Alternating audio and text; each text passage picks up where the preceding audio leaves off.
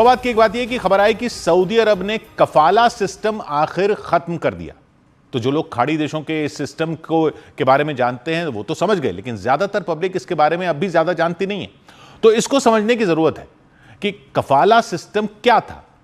यह सिस्टम कहने को तो सिर्फ स्पॉन्सरशिप का था, लेकिन कई मामलों में यह बंधुआ मजदूरी जैसे हालात पैदा कर देता था।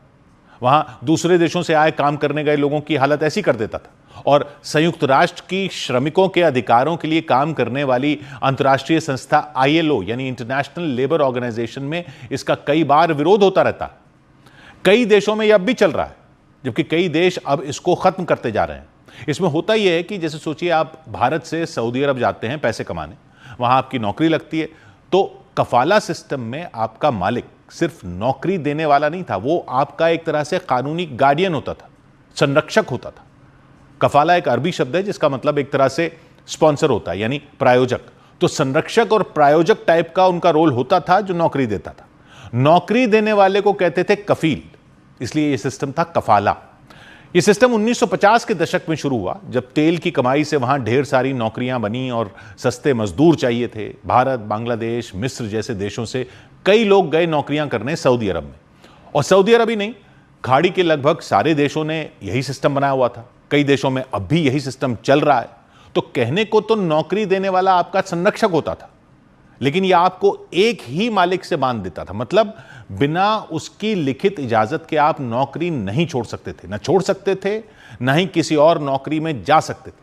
मतलब आपको वहां कोई उससे बेहतर नौकरी मिल भी जाए, तब भी वो नौकरी आप तभी ले सकते थे जब आपका स्पॉन्सर आपको इसकी इजाजत दे, क्योंकि आपको जो वहां जाने का वीजा मिलता था वो उसी स्पॉन्सर के नाम से मिलता था।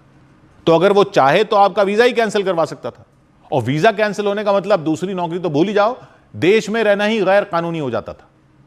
और अगर स्पॉन्सर न चाहे तो आप अगर देश छोड़ना चाहो और वापस जाना चाहो भारत या अपने देश, तो सऊदी अरब छोड़ भी नहीं सकते थे, चाहे आपके परिवार में भारत में इमरजेंसी ही क्यों ना हो जाए, क्योंकि मालिक ही आपका एग्जिट वीजा भी कंट्रोल करता था। यानी वापस आने की इजाजत भी उसी के हाथ में थी। जी, एग्जिट वीजा भी रखा हुआ था। मतलब एक तो वीजा यह होता है जिसे आप किसी देश में जा सकते हो, वहां उन्होंने देश से बाहर निकलने का भी वीजा रखा हुआ था। एंट्री वीजा भी, एग्जिट वीजा भी। जाने के लिए भी वीजा चाहिए, वहां से निकलने के लिए भी वीजा चाहिए था। और अक्सर वो आपका पासपोर्ट ही रख लेते थे ताकि आप भाग ना सको। यानी एक तरह से बंधुआ मजदूरी हुई। मतलब कोई शिकायत हो तो वो भी आप कर तो सकते नहीं थे। अगर आप कम पैसे की शिकायत